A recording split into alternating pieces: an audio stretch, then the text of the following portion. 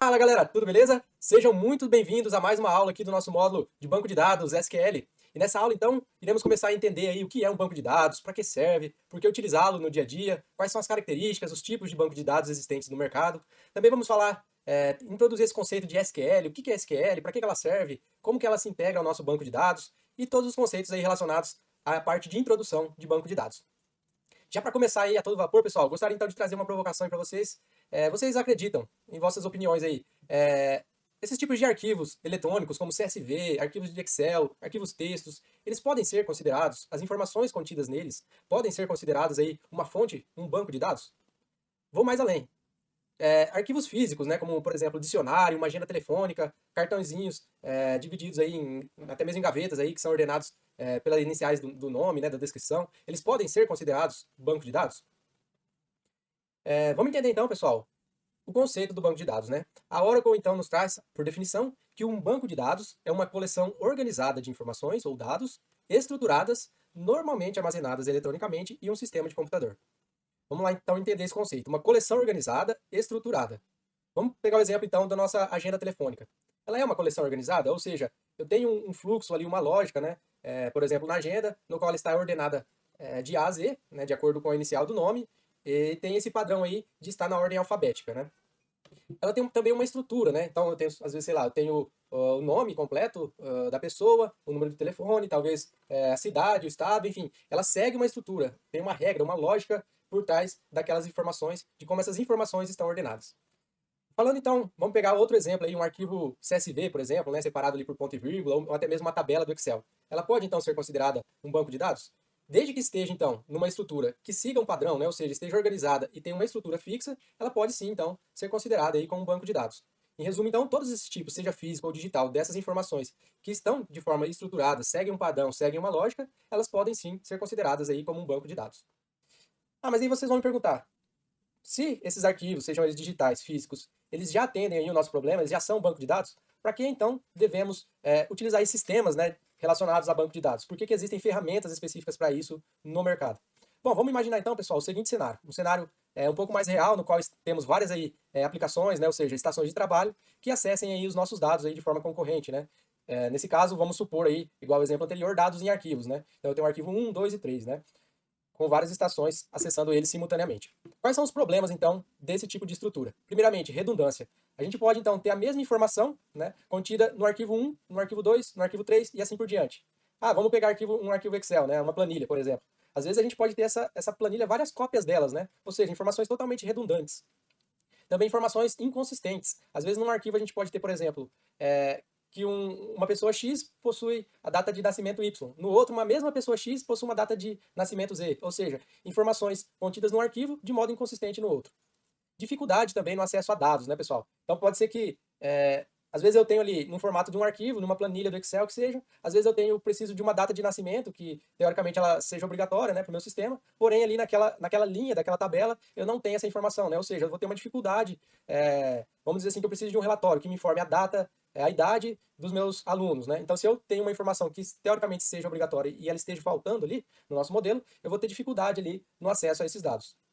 Também o isolamento dos dados, né? Esses dados eles podem estar, às vezes, num diretório, uma base, por exemplo, de alunos pode estar num diretório A, ou esse mesmo arquivo, às vezes, num diretório B, e eles não estarem isolados em um arquivo ou diretório específico. Também essa questão de múltiplos usuários, né? Podemos ter problemas de concorrência ali. Às vezes, um usuário está tentando acessar um arquivo, porém ele já está aberto, né? Já está sendo acessado por outra estação, e eu não consigo salvar, por exemplo, naquele arquivo, né? Questão de segurança, às vezes a gente não consegue controlar de forma ideal aí quem pode acessar arquivo, ter grupos ali de acesso, né, no qual eu consiga talvez só visualizar aquele arquivo ou editar, enfim, todos os quesitos relacionados à segurança. Também a parte de integridade, né, como estamos editando em arquivo, pode ser que um arquivo se corrompa aí no meio do caminho, ou ele não consiga, ou a gente não consiga mais acessar ele de forma íntegra. E por fim, o conceito também de atomicidade, que vem justamente aí da informação ser um átomo, né? Ou seja, a menor partícula, a menor divisão possível. Ou seja, ele deve estar tanto gravado ali como acessível de forma única, sem repetições, né, sem redundâncias. Qual que é então a ideia, pessoal, pensado nisso, para resolver esses problemas, né, que a gente conversou? Proporam então o que a gente chama aí de nosso sistema de gerenciamento de base de dados, ou sistema de gerenciamento de banco de dados, que é os nossos SGBD, né? Basicamente então, pessoal, o nosso SGBD, ele é um meio de campo aí entre nossas estações de trabalho e os nossos as nossas informações, né? Essas nossas informações aí, então elas estão divididas entre o esquema, que é a parte mais estrutural, né? Igual a gente comentou. Ah, um aluno ele tem, qual que é o esquema dele, né? Um aluno ele tem o nome, tem o RA, tem a data de nascimento, e a instância seria então uma analogia aí, cada aluno ali, cada registro desse nosso esquema, né? Então eu tenho o aluno Gustavo, o João, a Maria, o José, então cada um deles forma a nossa instância. Então, o SGBD ele é responsável então por controlar e fazer o gerenciamento desse acesso entre as estações de trabalho e a nossa base de dados que é formada pelo nosso esquema e instância, beleza? Aí, então, quais são as características principais do nosso SGBD, tá? Então, para ser considerado aí um SGBD, ele deve ter essas características principais, que é o controle de redundâncias, né? Ou seja, garantir que as informações realmente estejam armazenadas em um único e somente em um único lugar, beleza? Compartilhamento de dados também, um ambiente que tenha vários usuários, né? Então, a gente tem que ter esse controle, o SGBD, esse controle transacional, garantindo essa garantia aí na concorrência das informações, né, a fim de que nenhum arquivo se corrompa ou que um procedimento que é executado por vários usuários, eles não estejam divergentes entre eles. Também a parte de controle de acesso, né, no qual podemos aí definir permissões para cada tipo, para cada grupo de usuário. Também tem uma interface, seja por meio de linguagem, né, a gente vai ver a linguagem SQL, que é as principais aí utilizados nos bancos de dados aqui, no qual iremos abordar um pouquinho mais.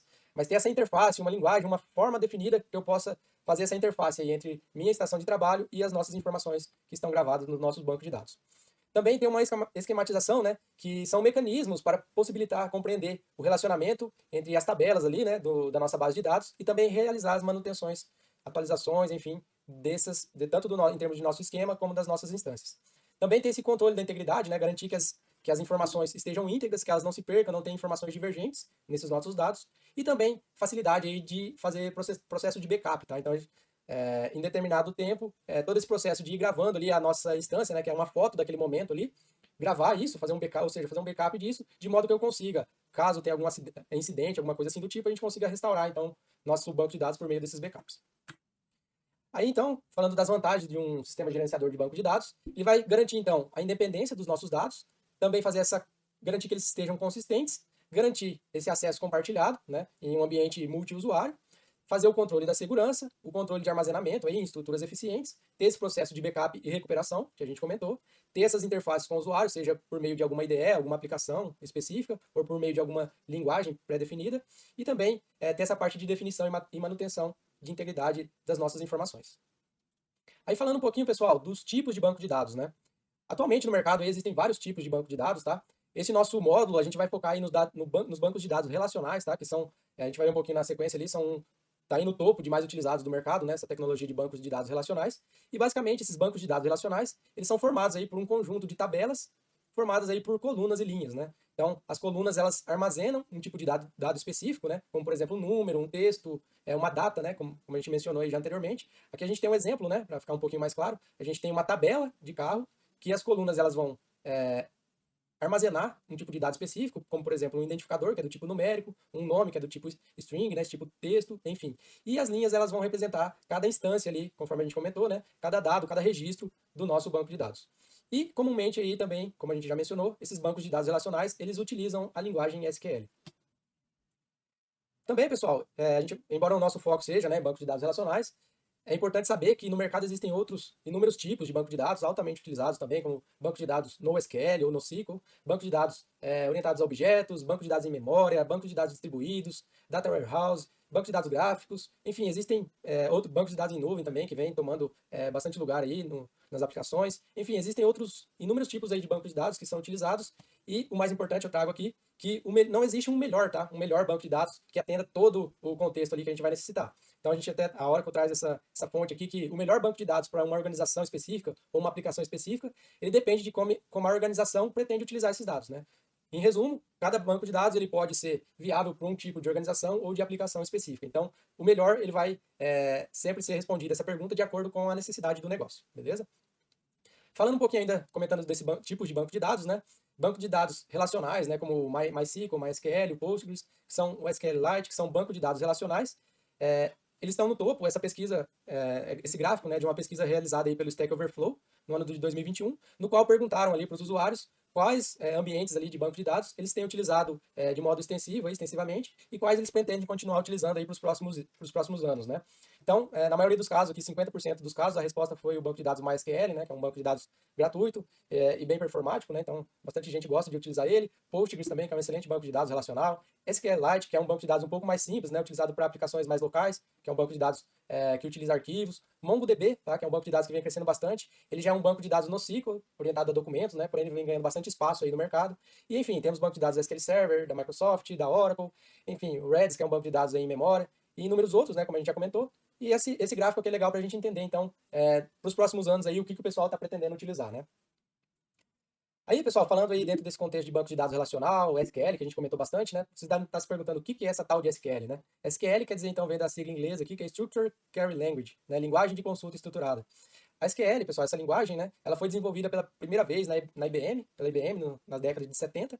Ela é utilizada aí por quase todos os bancos de dados relacionais, tá, pessoal? Bancos de dados relacionais utilizam muito a linguagem SQL aí para fazer aquela interface que a gente comentou, né? Entre as aplicações e o banco de dados, e as informações, né? Ela é uma linguagem declarativa, então é uma linguagem que diz, selecione, você realmente diz o que você precisa, né? Selecione para mim os alunos que nasceram acima do ano 2000. Então eu já peço ali para o nosso SGBD, eu já faço uma declaração declarando o que eu preciso, né? Então a gente não se preocupa ali, como na linguagem imperativa, de saber quais são os procedimentos ali, as técnicas que ele vai utilizar por trás ali para poder retornar esse dado para a gente, beleza? A SQL, então, nos bancos de dados relacionais, ela é utilizada para consultar, manipular, definir dados e definir também o controle de acesso.